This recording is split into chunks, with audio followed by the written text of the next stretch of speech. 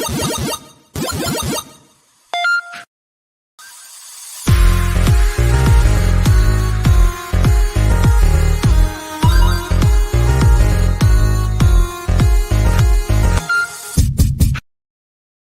round. Fight.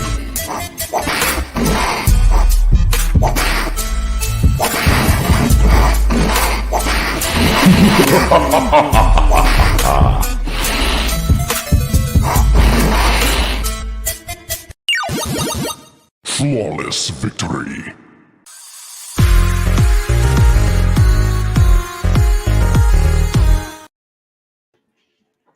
What's up, everybody? Welcome to Sports Drip Live.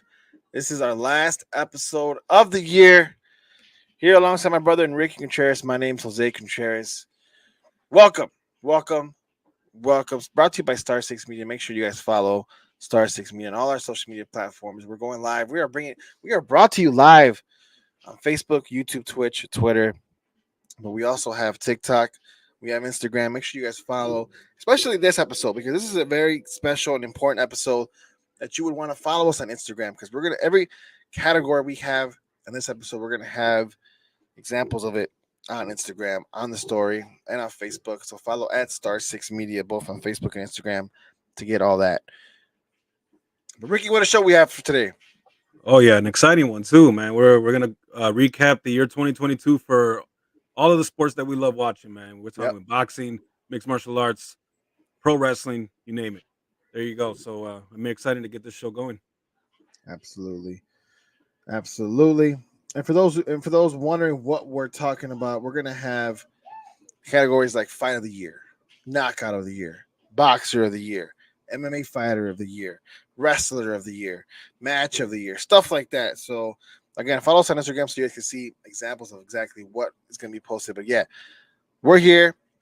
We're brought to you live by Star 6 Media on Sport. This is Sports Drip Live. All right, Ricky, let's get right into it. Before we get into, of course, the categories of the year, you know, there's quite a bit of news coming out today and this past week. First and foremost, we never like starting the show this way, but we always find it important to pay homage, you know, to the fighters, to people who entertained us over the years. Ricky, and Stephan Bonnar was one of those guys, and he passed away this past weekend, a very early age.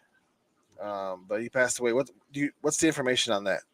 I think he passed away. I believe it might have been 45 years old. Yeah, 45 years of age, 45 years of age, due to heart complications. So yeah, that's a very, very young age to die of those causes. And the thing that a lot of people knew about Stephan Bonnar was that he did have an addiction to painkillers and he's done performance enhancing drugs in the past. So, you know, the theory is that might have contributed to his early death, but nonetheless, man, very tragic for sure. Yeah, very tragic indeed. I mean, 45 is a very, very young age, and we're talking high level fighter. Very sad to see. Very sad to hear about. I mean, so definitely, our hearts go out to him and his family. Our prayers, our thoughts. You know, rest in peace, Stephan Bonnar. We appreciate all the memories that you've given us in the octagon, and definitely rest in peace. I mean, dude, as far as Stephan Bonnar, I mean, yeah, he was never a world champion, right? I don't think he even had an opportunity to become world champion, but he was part of the most important fight in UFC history against Forrest Griffin in the Ultimate Fighter finale, the very first season. If it wasn't for that fight, if it wasn't for that season of the Ultimate Fighter, and in particular that fight, as good as that fight was, the UFC would not have been where it is today, man. I mean, we're talking about at that time they were on the verge of bankruptcy. We're talking, when the Fertitta brothers and Dana White had it, and they were almost about to give up and go bankrupt. And this season saved the company. So, unfortunately, now we lost one half of that duo right there. That fight, that probably one of the greatest fights in UFC history. Yeah. So, him and Forrest Griffin. So, rest in peace to Stephan Bonnar. And he definitely will not be forgotten, man. He's going to be remembered for a very long time because of that fight. Absolutely, 100%, Ricky. Another news today. Gervonta Davis was arrested for domestic violence. This happens days before his fight, his tune-up fight with Garcia, before his actual fight against Ryan Garcia in April. Ricky, Oh, what? Give us more information on this, man, because I read this today and I was like, you got to be kidding me. oh man. Look, this I read. Look, so I guess what happened is that there was a woman. I believe it might have been one of his baby mamas. Uh, called the police saying that he's being attacked, that she's being attacked, and that she identified Gervonta Davis in this accusation. Apparently, I think he hit her with an open hand slap, left some bruises on her face. I think a cut on her lip as well. Yeah. So he was arrested and he was let out on $1,000 bail. And I'm pretty sure he has court coming up and stuff like that. So uh, and this is just 1 month. I mean, not even a month, probably like a week and a half, probably before his fight with Hector Garcia, which is supposed to be the tune-up fight to the April showdown with Ryan Garcia. So we'll see what happens here, man. But I'm not sure. I'm not sure now about this fight with Hector Garcia happening now. What do you think? I hope. I was gonna get to that, right? With this happening, obviously the fight, his tune-up fight's not gonna happen. At least it shouldn't. I think boxing should look into this, maybe suspend them just to kind of like send a message to these other fighters, and in just boxing in general, like, hey, you do something like this, you don't have the luxury of fighting. Um, but when I first seen this, my first reaction, was it sucks for the victim. Hopefully she's okay. That there wasn't anything too serious that happened to her. At least there's no injuries, right? Significant injuries for her, because this guy's a boxer now. Like, Yeah, his hands are literally registered as deadly weapons. So the fact that he's beating up on people weaker than him, specifically women, it's not okay. First and foremost, so hope everything's good with her. Second, the fight with him and Ryan Garcia. Does this affected in any type of way? Right. So I'm hoping it doesn't, because this is still a fight that I'm very amped up to see. yeah, I think now I'm just gonna be rooting for Ryan Garcia, and that's saying something because I'm not really a big fan of Ryan Garcia, but I'm right. also, I'm also not an even bigger fan of domestic violence. So Gervonta Davis really lost a fan here, but this, nonetheless, I hope this doesn't affect it, Ricky. But something tells me it is, and I don't feel good about it. I don't know. I think it's too early to tell right now for with the fight with Ryan Garcia in April. But I think for sure the fight he's having in a week against Hector Garcia, I think that's off. And we Yeah. already know that Ryan Garcia already bypassed the tune-up fight and headed straight for the showdown with Davis. Right. And I think we might see the same thing here under, of course, under different circumstances. Right. But yeah, I do believe that the boxing committee and they should send a message with him and probably suspend him, probably fine him, and then hopefully he could stay out of trouble from here on out, and then we can get to that showdown. But yeah, my condolences go, yeah, to the victim in this case, and hopefully she could recover and move on past this too, because there is no excuse to hit a woman, especially a guy like him, who, like you said, has his hands is pretty much registered as deadly weapons, Yeah. as strong as he is. So yeah, man, I Yeah. agree with you 100%. Yeah. This Gervonta Davis thing, Ricky, is it's tricky because, again, we don't like seeing anything with domestic violence, and we almost agree. I mean, we both agree that he's going to get fined, maybe even suspended. His fight with Hector Garcia is not going to happen. At the same time, I just don't. I hope this doesn't affect that fight with Ryan Garcia, and that everything is okay there, because this is a fight I'm very, very interested, very intrigued. Again, I'm going to be almost rooting for Ryan Garcia now after this happened. Mhm. But man, will that suck if this doesn't fall through? Yeah. And this isn't the first time with Gervonta Davis too. I think he had an accusation back in 2020 with I think probably one of his girlfriends at the time. So yeah, there's a pattern forming with this guy. There's a pattern starting to form with this guy. And So oh man, it's so unfortunate, because don't put yourselves in a situation. If you even if you have somebody, your significant other is egging you on, there's no excuse for hitting another woman, let alone hitting another person when you're not in the ring, right? Right. But it's like it's just there's no excuse for it. And with someone like Javante Davis who has his whole career ahead of him, don't be stupid. Don't let this happen. But it did. It's unfortunate. Hopefully she's okay. And again, wouldn't be surprised if this fight is off. I'm hoping it isn't though. Right. Like I said, I think it's a little early to tell right now, but yeah, I have a little bit. I worry a little bit about it too, just like you. But we'll see what happens from here on out, man. Absolutely. You guys listen to Sports Drip Live. This is our year-end special. We're ending the year 2022. Ricky, and speaking of ending the year 2022, WWE is ending their year in 2022 with the return of John Cena. He will be back this Friday night on SmackDown. That's right. You can't see him, but you will see him on SmackDown, teaming up with Kevin Owens against both Roman Reigns and Sami Zayn. That's a hell of a match. It's a hell of a match. That's a match to end the year.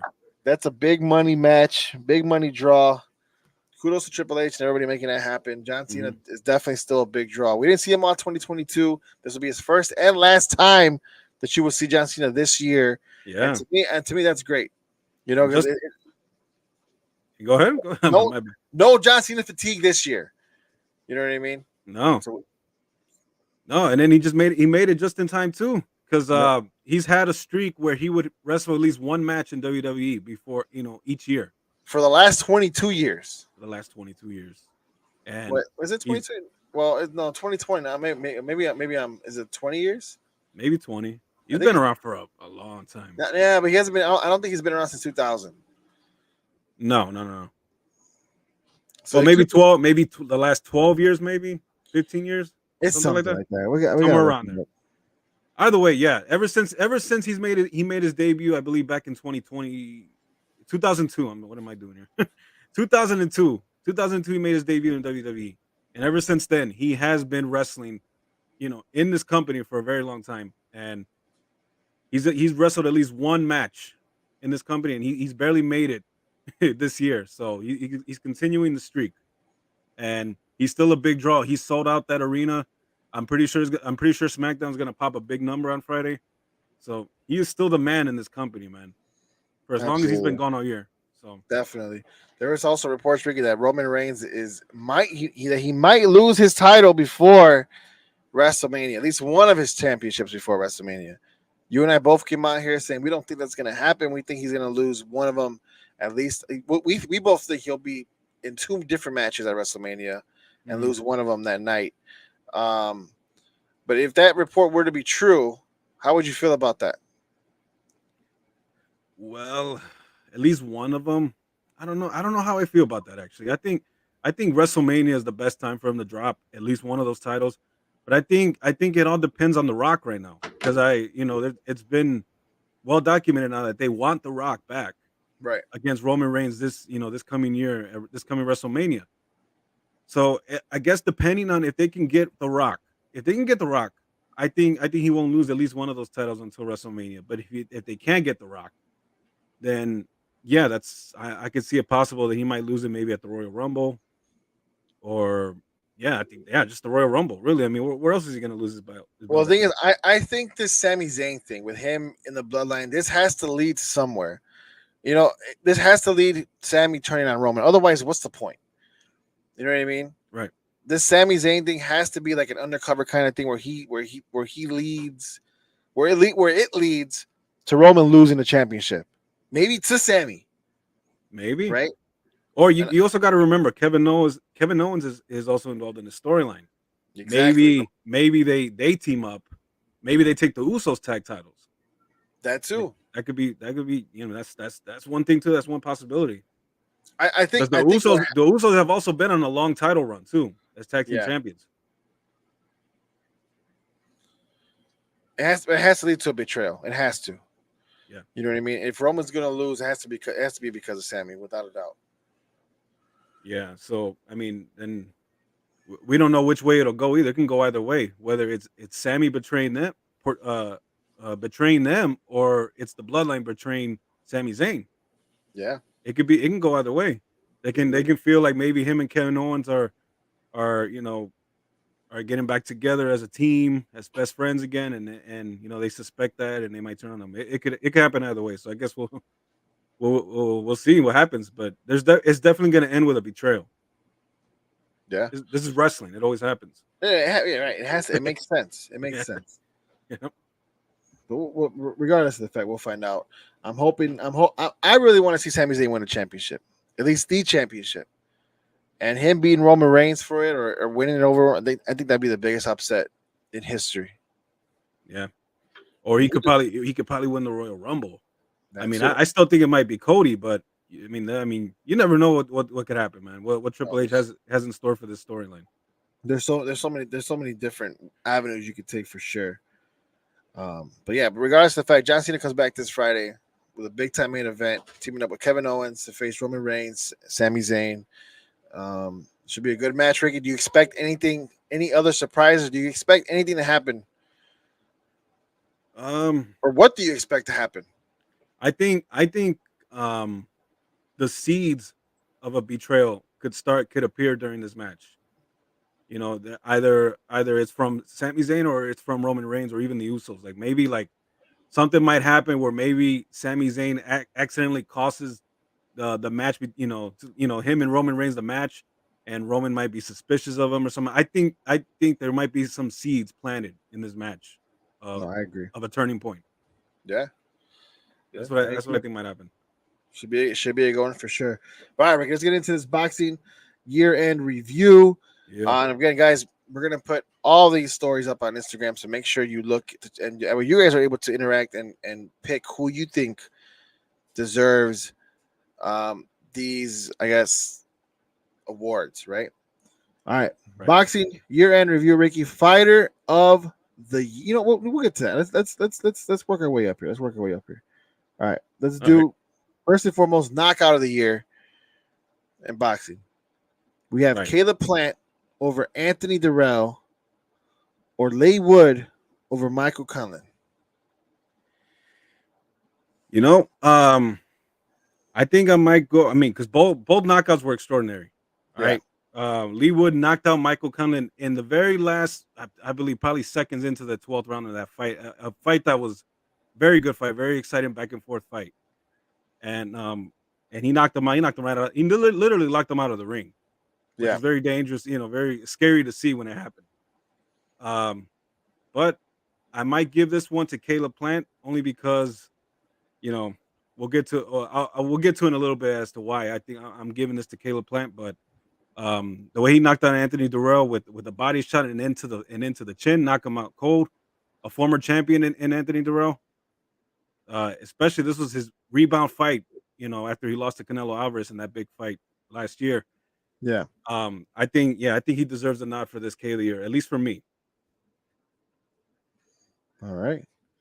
I agree with you, Ricky, 100%. I think Caleb Plant definitely, that knockout over Anthony Dirrell wins this one, hands down. And that was the same night that Deontay Wilder came back and got a knockout as well. Right, well into the first. So that's an honorable mention right there for Deontay Wilder coming back and scoring a big knockout too in the first round. But I'll give this to Caleb Plant. That's right. And if you guys agree, disagree, make sure to put it in the comments. And also, again, on our Instagram, you get to choose what you think was knockout of the year. Fight of the year, Ricky. We have Leigh Wood versus Michael Conlan. Yep. I think that's the one. You and I both agree that's the one. Why do you think that was fight of the year? All right. So yeah, this is why I did not want to give it to Leigh Wood and the knockout of the year, because I want to give this the fight of the year. This was a back and forth 12-round fight where Leigh Wood actually got knocked down at the last second of the first round by Michael Conlan and almost nearly ended it right there. Right. And then after that, man, this was just back and forth. There was, just straight, a straight war, as I could put it. A lot of the same wars that we've seen over the years in boxing. This was one of them, and this was the one that was the biggest one of the year, the most funnest match that I've seen. And then right into the 12th round, as Leigh Wood was coming back, he landed, I think probably 3 punches, and then knocked out Michael Conlan right out of the ring. And right as the 12th round was about to end. The fight was gonna. I believe he was probably gonna go win a decision had that not happened, but he ended it right there. So this is the most fun boxing match that I've seen all year, and this definitely deserves fight of the year for boxing.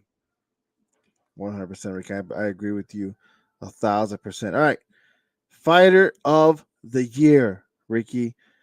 We have Canelo Alvarez. We have David Benavidez. We have Caleb Plant. And we have Dimitri Bivol. Who do you have and why? I got Dimitri Bivol.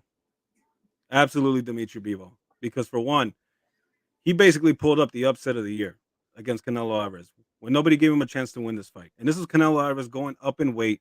Everybody thought he was going to come in, get an easy payday, easy win. That's not what happened. Dimitri Bivol showed him there's weight classes for a reason.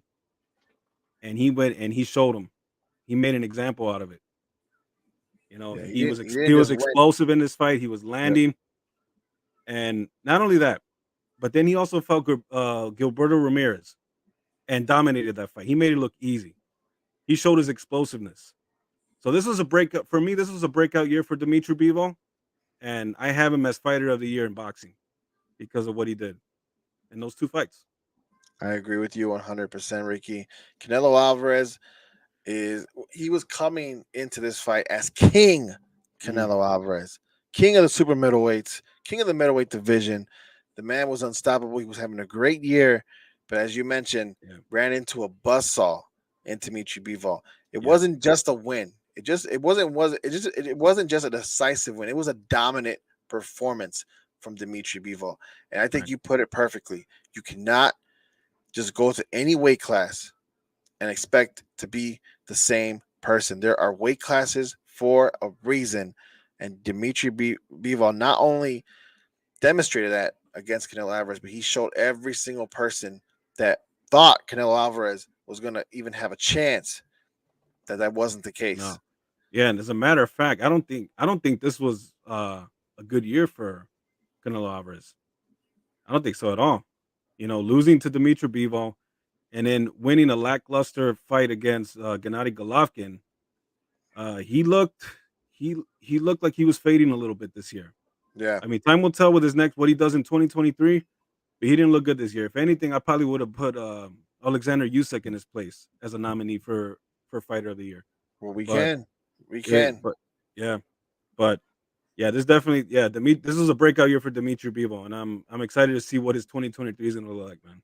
For sure. Absolutely. Yeah. I'm excited to see, definitely excited to see what Dimitri Bivol has in store in 2023, as well as all these other boxers that we have. Again, big fight with Gervonta Davis and Ryan Garcia. As long as that goes through, there's a lot to be excited for in 2023. All right, Ricky, moving on to MMA. UFC and MMA year-end review. Yeah. Let's start off with submission of the year. We have three categories. We have Yuri Prochazka over Glover Teixeira, Islam Makhachev over Charles Oliveira, and Jessica Andrade over Amanda Lemos. Who do you have submission of the year and why? I'm going to give this one to Yuri Prochazka, submitting Glover Teixeira. For one, this fight was a back and forth war as well. This was one of the best fights I've seen all year. Right. All right. And for him to come back in the 5th round after he was losing a decision, Glover Teixeira was going to walk away retaining his title. And an error that Teixeira made, instead of trying to finish him with punches, goes for a standing guillotine, and then basically, ends up in the bottom. So Prochazka takes his back. Didn't even have to sink in the hooks.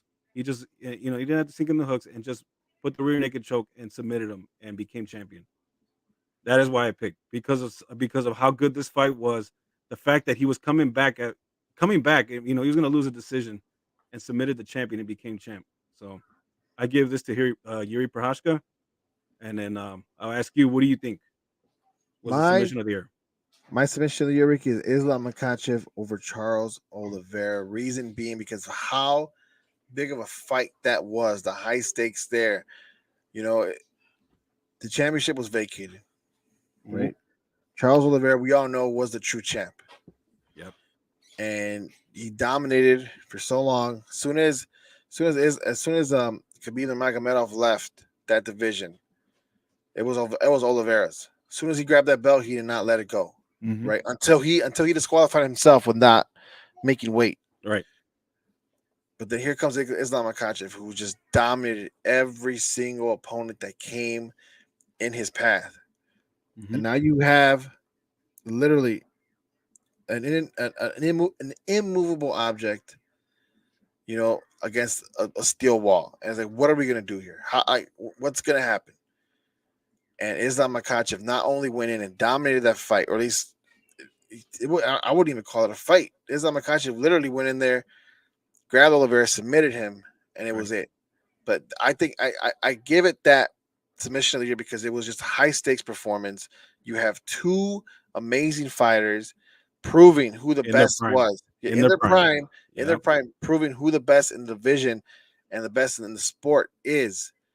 And Islam Makhachev came out and submitted it, man. And I mean, amazing. I was shocked, surprised that it happened. Dominant.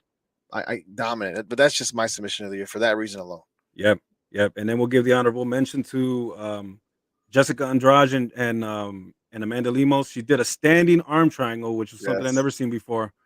So definitely that's definitely one of the submissions of the year for sure. It was amazing to see. And yeah, by the way, Makhachev also won with an arm triangle, the traditional way. Yep. But yeah. Yeah, good. That's a great choice too. I agree with you as well. And make sure you guys make your choices on Instagram or on Facebook. Yes. Follow us at Star 6 Media. You guys be able to choose there for sure. We welcome all opinions.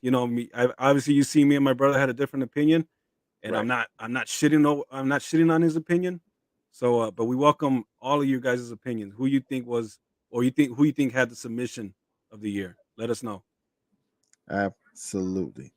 All right, Ricky, knockout of the year. We got to go with it. Okay, there's a bunch of good knockouts this year. A lot. A bunch of good knockouts we hear. We have Leon Edwards over Kamaru Usman, Michael Chandler over Tony Ferguson, Molly McCann over Luana Carolina, and I wanted to add one also. Go ahead. I wanted to add. Well, I guess it was a TKO. It wasn't really a knockout, but it had to be the Alex Pereira over Israel Adesanya. But I guess that was a TKO. That wasn't really a knockout. So right. we're not going to go with it. But okay, for those three that I mentioned, Edwards over Usman, Chandler over Ferguson, or McCann over Carolina, who do you have as knockout of the year? I was this close to giving it to Michael Chandler doing that punt kick, that soccer kick to Tony. I mean, that was brutal. That's one of the most brutal knockouts you'll ever see in the sport. Yes. All right, but that being said, I'm giving the slight edge to Leon Edwards over Kamaru Usman. Not just because of the head kick, but everything that went along with this fight. I mean, we just talk about Yuri Prochazka submitting Glover Teixeira late in the 5th round after a fight he was losing. Here we had the same situation. Leon Edwards, even though he looked really good in the 1st round, was being dominated from the 2nd to the 5th round by Kamaru Usman. Kamaru Usman was en route to retain his championship, and I believe he was going to tie George St. Pierre's record. Or I'm not sure it was George St. Pierre or was Anderson Silva's. I'm not thinking about it right now, but I think it was one of those. He was going to be in that top elite list right there. And then all of a sudden, the pound for pound king gets, as Leon Edwards put it, headshot dead, boom, head kick, knocks him out, becomes the welterweight champion in the UFC, welterweight champion of the world. Everything that went along with it, man. For him coming back to win this fight, landing that knockout when pretty much everyone thought he was going to lose a fight, all the way to the post-match interview that he gave, the emotional speech that he was giving. Everything was so great about this, and that's why I give it to Leon Edwards. Knockout of the year for me. Comeback story, records on the line, title on the line, and a historic dominant run for Kamaru Usman coming to an end in one clutch knockout by Leon Edwards. I agree with you 100%. This was my knockout of the year, and it wasn't even close for me. I mean, the other two knockouts were amazing. Honorable mentions to both, but Right. because of everything you mentioned, I agree with you 1,000%. This was knockout of the year Absolutely. for Let us know in the comments, anybody, what your knockout of the year was. Maybe it was Michael Chandler and over Tony Ferguson. Maybe it was Molly McCann. Let us know. Yep, let us know. All right, Ricky, fight of the year. You keep mentioning this fight, so I think I might know where you're going. But Glover Teixeira versus Yuri Prochazka. You have Hazmat Chimaev versus Gilbert Burns, and a recent fight, Dustin Poirier against Michael Chandler. Fight of the year. Who do you got and why? This was more harder to pick, but I'm going. As much as I love Hamza Chimaev and Gilbert Burns, I love that fight. Everything that happened in that fight. I'm giving this to Glover Teixeira and Yuri Prochazka. That was the fight of the year. I mean, I can't put it into words. You need to watch this fight. For those who have not watched it, this fight was crazy. It was bad. It was back and forth. Glover Teixeira, both guys were bloody. Both guys were sweating. Both guys were exhausted by the end of that fifth round. Teixeira was on his way to to retain his title until he made a mistake. He hurt Yuri Prochazka with some punches, and instead of going for the kill, he decided to go for a standing guillotine. And like I said, both guys were sweaty, both guys were bloody. It was a mistake, and he ended up on the ground. Prochazka was in his guard, somehow took his back and locked in that rear naked choke, and became champion that night. I mean, that capped off an exciting fight, real great war that these two guys had. So that's fight of the year for me. What about you? I agree with you. I agree with you 100%. Look, the Dustin Poirier and Michael Chandler fight was expected. We knew going in these two guys were going to brawl, and they did not disappoint whatsoever. The Hazmat Chimaev Gilbert Burns fight was a lot more interesting to me because we didn't know exactly what was going to happen. Hazmat Chimaev was one of these dominant fighters who wasn't really tested, and then he was put in an octagon with a huge test in the number 2 ranked fighter in Gilbert Burns.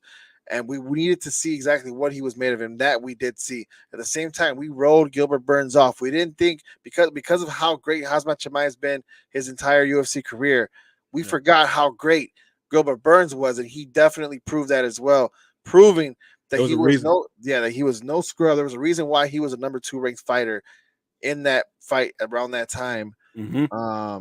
Great fight, but you're absolutely right, Ricky. The Glover Teixeira, Jerry Prochazka, it was a fight we didn't anticipate was going to be this good.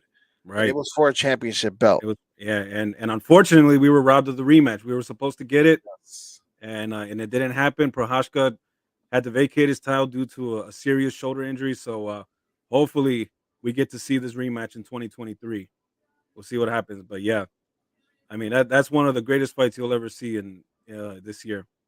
100%. If you guys have a different opinion, different fight that maybe one we didn't mention, definitely put in the comments, and make sure to follow Star 6 Media. This is Sports Strip Live. All right, Ricky, fighter of the year. 3 fighters. We have Zhang Weili, who just recently won her championship belt back. Dominant performance. Right. The number 1 ranked pound for pound fighter, Alexander Volkanovski. And of course, the fighter who lit this entire company on fire. No, the fighter who lit this entire sport on fire at the end of this year, Alex Pereira, after his win over Israel Adesanya. Ricky, fighter of the year. Who do you have and why? Look, Zhang Weili had a good year. All right. She had one of the knockouts of the year too. We neglected to mention that spinning back is against Joanna Jędrzejczyk. But then she dominated Carla Esparza, regained her title. Volkanovski again proved how much of a dominant pound for pound fighter that he is, beating Max Holloway in their third trilogy fight, and then just basically beating the pulp into the Korean Zombie. Right, just showing them that there's just different levels to this now. Right. But Alex Pereira is my fighter of the year. Why? I'll tell you why. First of all, he had one more fight more than the two fighters that I mentioned. All right. He fought Bruno Silva, won a unanimous decision. Then he fought Sean Strickland. He was hot shotted up to Sean Strickland, who I believe was number 5 in the rankings at the time, and knocked him out. Yep. Knocked him out with with his left hook and put him down with the right, and that was it. Immediately hot shotted it into a title match against his old foe, his old rival, Israel Adesanya. And dude, this was another fight that we saw this year where the guy was losing up into the 5th round. Alex Pereira was losing this fight going into the 5th round. Adesanya was about to retain his title, and then here comes in the 5th round. Here comes Alex Pereira, lands that left hook, and just unloads a barrage of punches until the referee had to save Adesanya. Adesanya was out on his feet, looking to the ground. He was about to collapse, or he was going to eat a knee had the Right. referee not stepped in. He was going to get smashed by a knee. So, with that being said, man, and as far as and another thing about it too, that Alex Pereira is still fairly new to the sport. You know, I think he's only had like what 3 fights in the UFC, and then beats the champion. That's my fighter of the year. Who do you have? Yeah.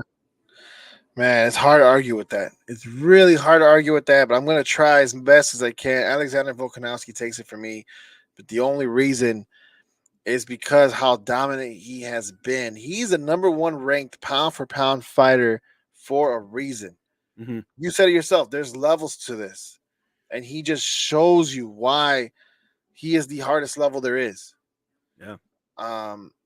It's hard for me to go against him because the Korean Zombie isn't no scrub. No. It's just that Volkanovski is just that good. He made him look like one. Yeah. So that's just my opinion. That's my pick. I think Volkanovski takes it. But Yeah. man, you made a case for Alex Pereira, and I'm almost right there with you, man. Ooh. I don't think nobody's had a year like him. Yeah, I agree with you with Volkanovski. Yeah, he made the Korean Zombie look like an amateur, even though Korean Zombie is a veteran. He's a little older. He's been in a lot of wars. Yeah. So you can't fault the Korean Zombie for that. But the way he made look Max Holloway, who's a former champion, and then the first 2 fights were close, but then just completely just shut him out in this 3rd fight, Yeah. dude. I mean, this guy is number 1 pound for pound for a reason. He is just on God mode right now, like how we say about Roman Reigns. He really is, and the fact that he would like step up to someone like Islam Makhachev and put his number 1 ranked pound for pound, I guess ranking on the line just tells you what kind of a fighter he is, and I appreciate that 100%. So that's just my fighter of the year, and I'm excited to see what he's able to do in 2023. Yeah, and I'm excited. I mean, we'll see what Alex Pereira does too, man, because it looks like Robert Whitaker might be next. I'm not sure about. I think there's something going on with Adesanya, might be an injury or something, but it's looking like Whitaker's also pretty good in stand up.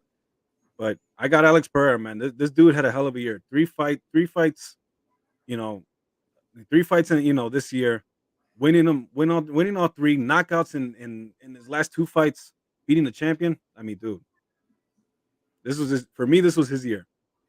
Give me some predictions, Ricky, for both boxing and MMA before we move on to wrestling. Give me some predictions for 2023 for both. Let's start off with boxing. A boxing prediction for 2023. What do you got? Okay, A big one. Okay, I think Canelo Alvarez I predict Canelo Alvarez versus Charlo by September. That's what it's a bold prediction. I mean, I might look like a fool saying this right now, but Canelo Alvarez, Jamal Charlo, September. Who wins?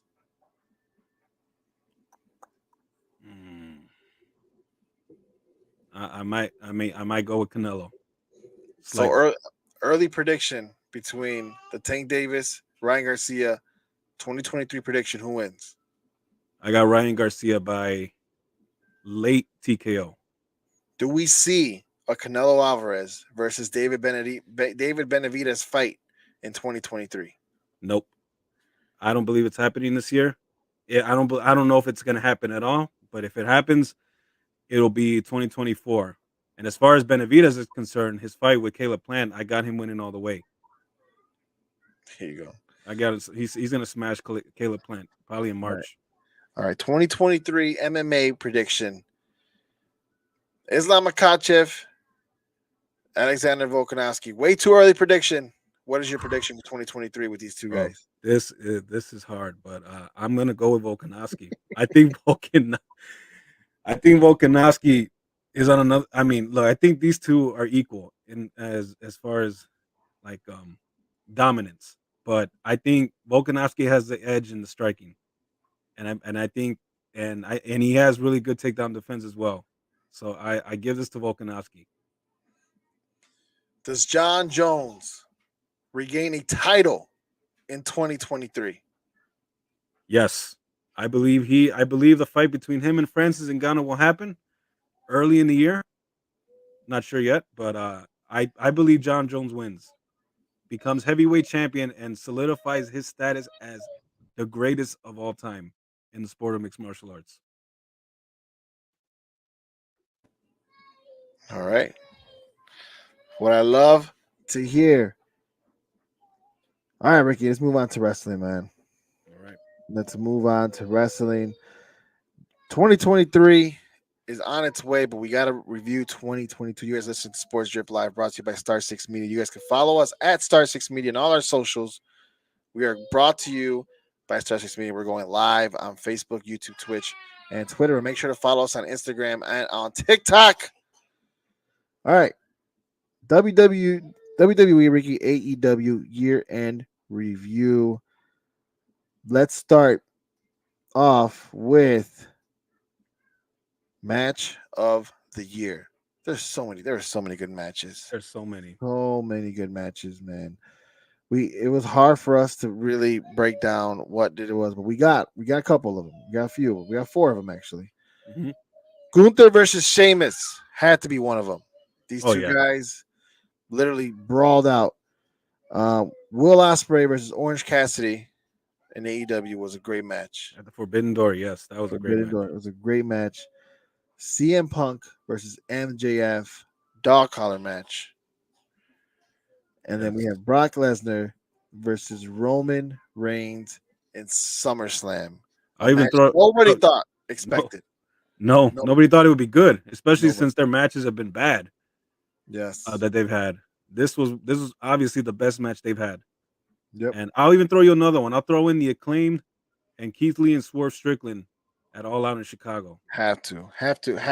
So many great tag team matches, but that was definitely one that was just amazing.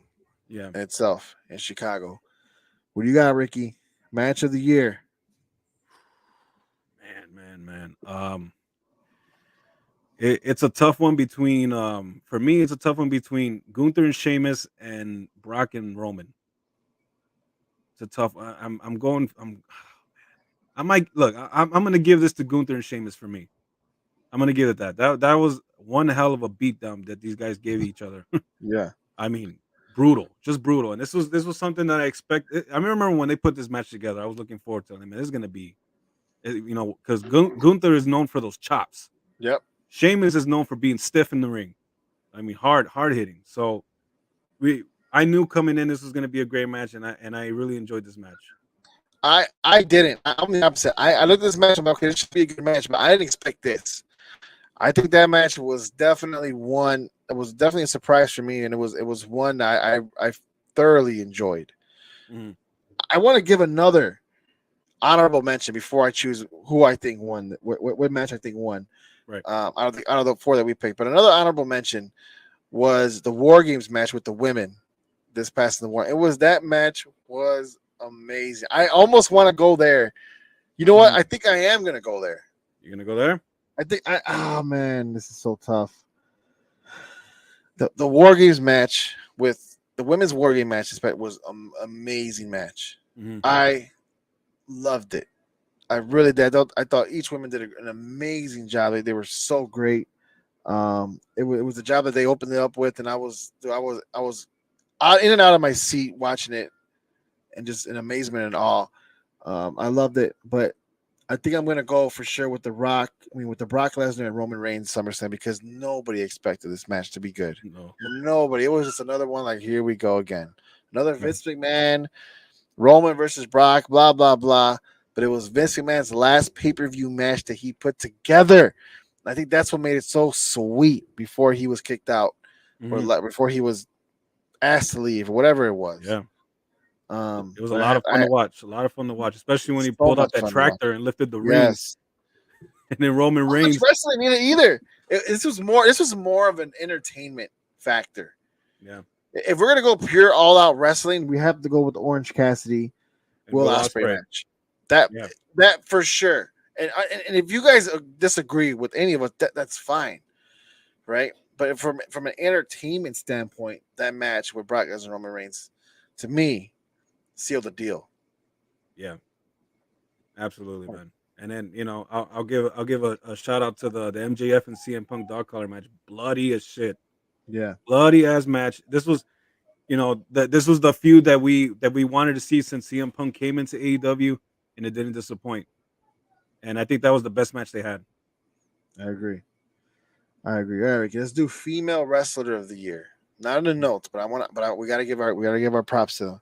Right. All right. I'm gonna give you 4, and you tell me, okay? All right. Bianca Belair. Okay. Jamie Hayter. Dr. Britt Baker. Becky Lynch.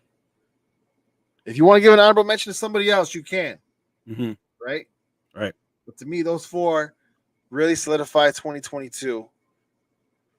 I love me some Jamie Hayter, so I'm gonna go. That's my female wrestler of the year. Mine has to be.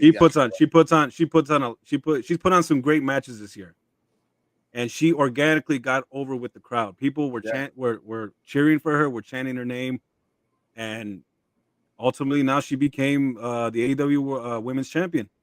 Yep. And she had a great match with Tony Storm. I don't know if I remember telling you, but I was like, don't sleep on this match with Tony Storm. I did. Jamie Hayter and I slept on it hard. And the match was great. It was one of the best matches on the card that night. So yeah, I'm going with Jamie Hayter, and I think she'll have an even better 2023. I predict. I agree. I agree. I think Jamie Hayter was great. But I have to go Bianca Belair. I have to. She is taking no on, argument. No argument for me. She has taken on the women's division in WWE by storm. Mm-hmm. It was always the same Becky Lynch, Charlotte Flair, Becky Lynch, Charlotte Flair.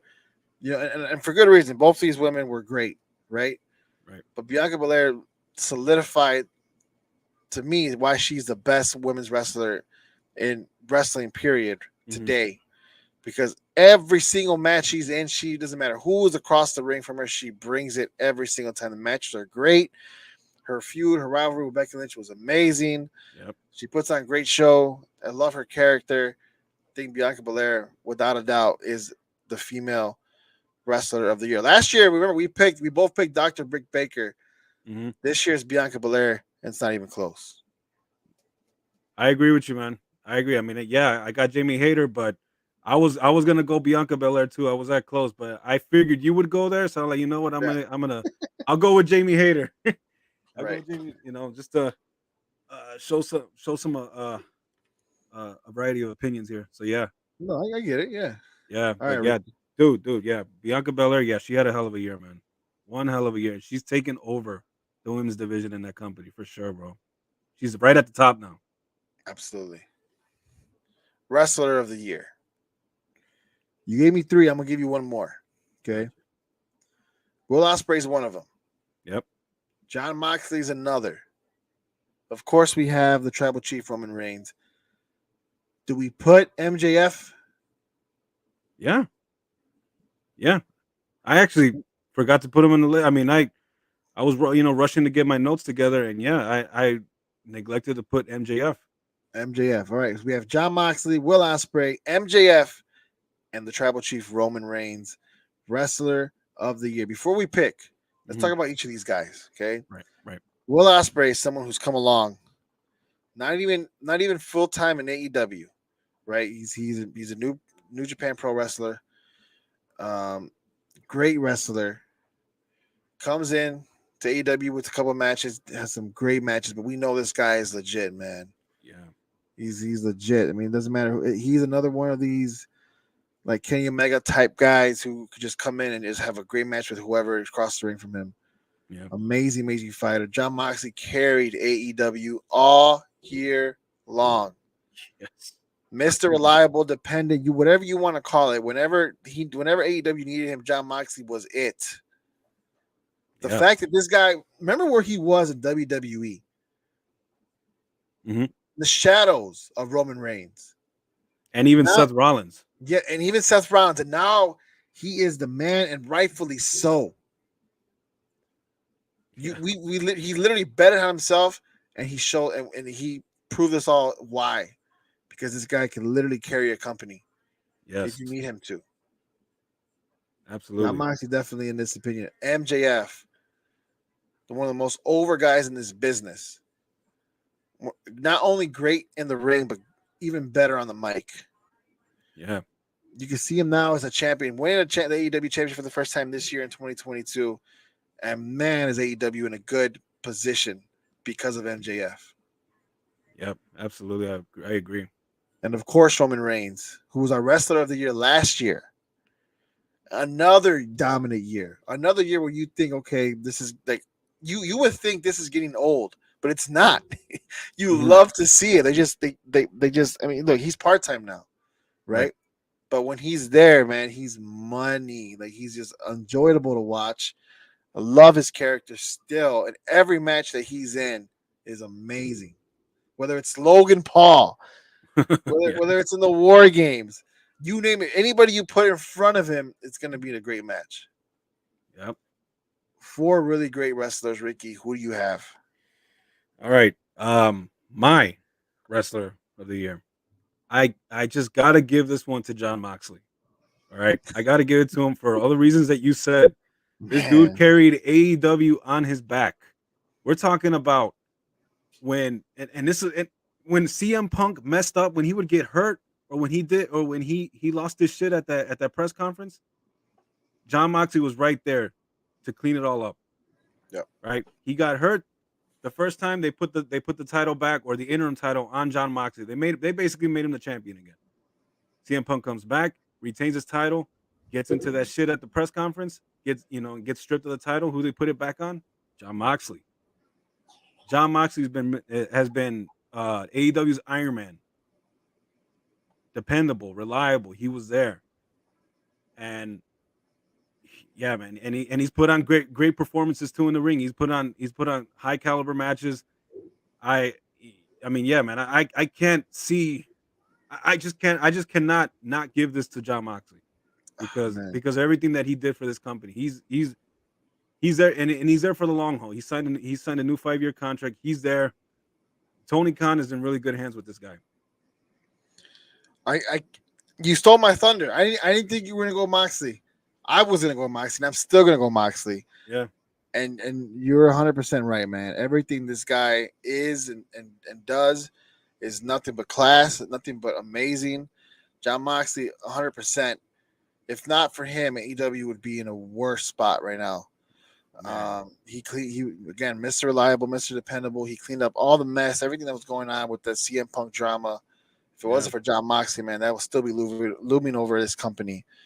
But 100%. It's hard for me to go against Roman Reigns. I think he's my second pick. Yeah.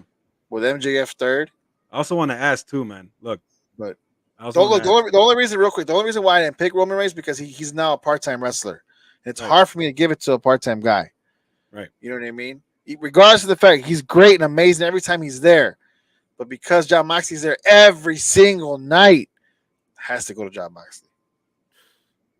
And he doesn't get hurt. No, I mean he doesn't get hurt. He only had that one instance where he had to take care of personal problems, and that was it. But then he came back like nothing happened. Nothing happened. Like nothing happened. Just, I mean, it was just there when Tony Khan needed him. Yep. And I also want to ask too. Since I believe this year was a 10. I don't know. I mean, since the Shield debuted in WWE, I'm not remembering how long it's been. I think there's an anniversary, maybe 10 years or something like that. Yeah, I think 2012 is when they've been 10 years, right? Yeah, 10 years. I gotta ask. Okay, we obviously know who's the number one more successful member of the Shield, right? Roman Reigns. It's Roman Yeah, Reigns, right? 100%. Yeah, 100%. there's no But dispute. there's always been a debate about number two, whether it's Seth Rollins or John Moxley. Who do you got, man?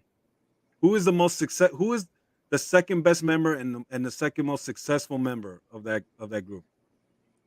To me, it has to be John Moxley.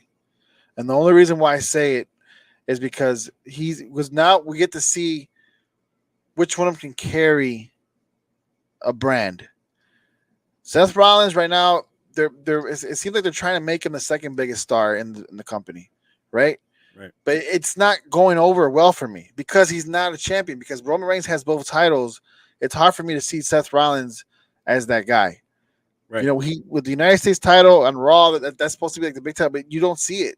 There's just something about it. It doesn't seem right. Right. John Moxley, with his character, the way he portrays himself, the way he wrestles, the way he's like, is everything that he does, to me, carries that AEW brand. Yeah. Not alone, but he's a huge integral part. There's no AEW without John Moxley in my book, but there's definitely a WWE without Seth Rollins. So for that reason, I picked John Moxley. Yeah. Yep. Yeah. I dude, 100% agree. 100%. And it had to take him to leave WWE in order to get that spot. Because if he stayed in WWE with the way they were booking him, they would have made him third, the third best member of that group. They would have put Seth Rollins above him, I think. And it had to take him to leave and go to another company and basically just take over that, like become the top guy in that company, just like how Roman Reigns is the top guy in WWE. John Moxley is literally that top guy there in that company. And I agree with you 100%. John Moxley, Wrestler of the Year. Bianca Belair, Female Wrestler of the Year. Both, one coming from WWE, the other coming from AEW. Just like last year, Ricky, it was Roman Reigns from WWE and Britt Baker from AEW. This time it's the roles reversed. Mm-hmm. That's great. That's great to see. You know, the fact that we're not choosing the same people tells us both companies know how to develop talent, develop stars. So definitely great. All right, a couple more before we end the show, Ricky. Best moment of the year in WWE or AEW, just wrestling in general. We have Stone Cold return. Stone Cold Steve Austin's return at WrestleMania against Kevin Owens. A match nobody thought was going to happen or think it was going to be that good. Mm-hmm. Cody Rhodes leaving AEW, which was a shock to everybody, and then returning at WrestleMania to face Seth Rollins. I mean, I think if you could even add the MJF mic drop, or what is it, the pipe bomb, pipe bomb when he called Tony Khan a fucking mark. Yes, I would throw that in there as well. Throw that in there, yeah. I would definitely throw that in there as well. What do you got, Ricky? Best moment of the year between those three. I got Stone Cold, man, dude. For me, nothing tops Stone Cold coming back after 19 years, dude. The whole thing. I love the whole thing, man. I rewatched it recently when he was in there talking with Kevin Owens, when he was being Stone Cold, calling him your little beady eyes, you stupid son of a bitch, and just the beer drinking and the match was fun. It really took me back to the Attitude Era when I was a kid watching wrestling, man. And Stone Cold looked great. He looked good. He didn't look old. He didn't look a shell of his former self. At least in my eyes, he looked like the same Stone Cold Steve Austin from back in the Attitude Era, and everything about it I loved. And yeah, that's my moment. That's my favorite moment of the year. I gotta go. I gotta be there with you. Honorary mention was the Cody Rhodes leaving AEW, coming to WWE. Great storyline. Huge surprise. Surprise, not a surprise. Everybody expected it, but when it happened, it was still very, very. It was more shocking that that the news was coming out that he left AEW. Yeah, that really was the shocking part. Yeah, right. That's why I picked Stone Cold, because we knew he was going to be on there, but we didn't think there was going to be that type of a performance from him. And 100%, it was great. It was great to see. Brought back so many memories. So it has to be Stone Cold return at WrestleMania. Yeah. 100%. Again, guys, if you have any other honorable mentions or anything, just put it in the comments. Um, whether it's on TikTok, Instagram, Facebook, YouTube, Twitch, Twitter, we're here for you guys. Make sure to put them in. We'll read them out, and we'll have fun with it. All right, Ricky. Biggest story of the year: Vince McMahon retiring, the CM Punk Elite Brawl All Out, that medium scrum at the end, Sasha Banks and Naomi walking out and still not returning. Between those three, which one was the most shocking? Well, dude, hands down, the biggest story of the year was obviously Vince McMahon retiring. This is something we never expected. All right, Nobody. we thought the man was gonna die in that chair with the Right. headset on, still Right. booking the matches, you know, and just damn it, pal, and he just slumps over and then that's it, you know. Probably at 100 years old, man. The way this guy was going. That way you have his last words being, "Damn it, pal." Yeah. Good shit. That's good shit, and then that's it. This life was such good shit. I mean, I was expecting maybe another 10 years. Honestly, another 10 years of Vince McMahon in that chair running WWE. That's what I was expecting.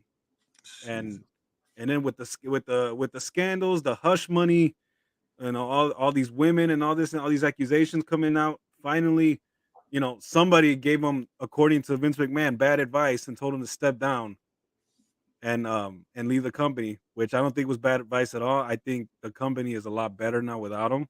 Yeah. And that obviously was the biggest story. But then, and if it wasn't for that, obviously this brawl out CM Punk Elite thing was probably the more surreal thing I ever. One of the most surreal things I've ever seen. How a guy like CM Punk just literally loses his shit, goes on a rant, makes his boss look like a bitch, and then just burying everybody in that company. Yeah. I mean, and then gets into a fight with the Elite in the locker room somewhere with his buddy. I mean, that was just the Sasha crazy. Banks Naomi leaving, never returning is interesting to me because it's still out in the air exactly what's going to happen between them. Mm-hmm. The CM Punk and the CM Punk thing was very sad in my opinion because and it's like it's just, I'm not really sad, but it was more disappointing out of everything. Yeah, you know what I mean. Like, so Sasha Banks Naomi wasn't as disappointing because you want to see them thrive, and when you know they did it for a good reason, you back them up. The Vince McMahon leaving, retiring, that's something we all wanted to happen.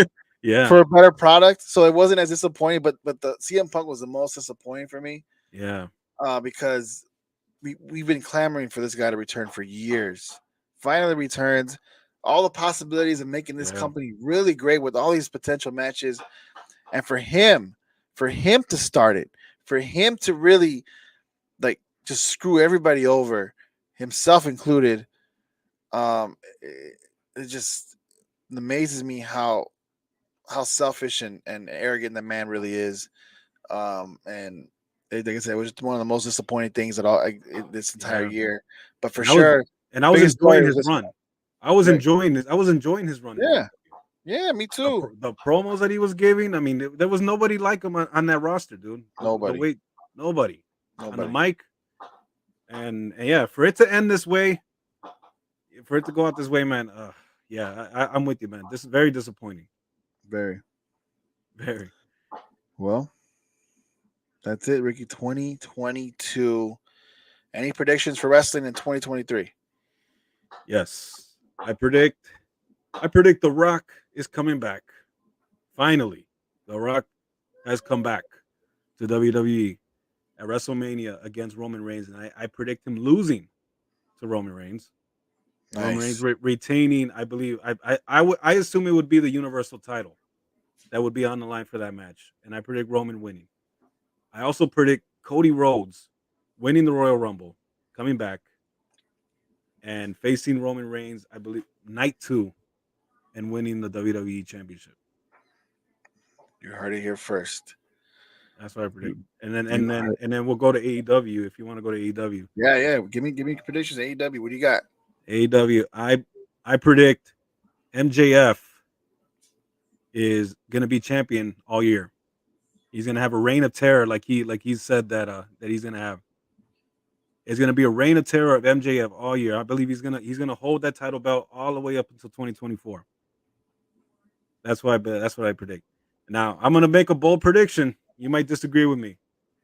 I predict CM Punk is coming back In after all AEW in AEW after everything that's happened. has to happen. I don't see it in the realm of impossibility. I want it to happen. I think it's gonna happen. I want it to happen because I would like to see his story, his journey, his whole his legacy end on a better note than it did. Hmm. So I want it to happen. I wouldn't be surprised and I wouldn't be mad at it. Yeah, and I predict that there will be a match between CM Punk and Kenny Omega. Woo-hoo. Somewhere in AEW 2023. needs a WrestleMania type pay per view. I know they're doing it with All Out. They're trying to, right? But there just has to be a big one that everyone looks forward to, and that would be a huge match. Yes, they can turn this whole brawl out muffin gate, whatever you want to call it. People come up with names for all this shit now, right? Right. It will turn it into a storyline. Muffin Gate. I just got it. It went over my head, but like a boomerang just came back and just knocked me Right? in the back. Muffin Gate Yeah. because of the Yeah. muffins that he was. Yeah. Yeah, a grumpy a grumpy CM Punk munching on grubbing on muffins, saying Oh my God. fuck Hangman, fuck the EVPs, fuck this Oh my Colt God. Cabana, all this. That's great. Dude, That's that's great. gonna turn into a story. I predict it being turned into a storyline. They're gonna capitalize. They're gonna make a lot of money off of this. CM Punk versus Kenny Omega. I might be eating my word. I might eat my words. Like I hope so, Rick. I hope you're not eating your words, but instead I hope you're eating muffins. Yeah, But not too many though. I gotta lose some weight. exactly. That'd be great, man. That'd be great. I agree with you. Regardless of what happens, it's going to be a great 2023. We appreciate everybody for watching this all 2022. 2023 is going to be a great year for us as well, Ricky. I predict we're going to be bigger, better than ever in 2023. All our goals are going to be accomplished, and everything that we ever wanted, man, is going to come true. So thank you all for listening. Thank you all for watching. It's been a great year. We really, really appreciate you guys, man. Star 6 Media is here. It's only going to grow. Sports Drip Life isn't going anywhere. Ricky, anything you want to say before we end the year? Yeah. Excuse me. Thanks, guys, for supporting us. Thanks for sticking with us, and we look forward to a big 2023. And we'll be back in 2023. We're gonna throw some great shows for you guys. So thanks again, guys. Absolutely. Thank you guys for listening again. You guys can follow us at Star 6 Media on all our socials: Facebook, YouTube, Twitch, Twitter, Instagram, TikTok. Follow us on every single one of them. And again, we appreciate you all listening. As for Jose Contreras, that's Enrique Contreras. We appreciate it. And we will see you guys next year.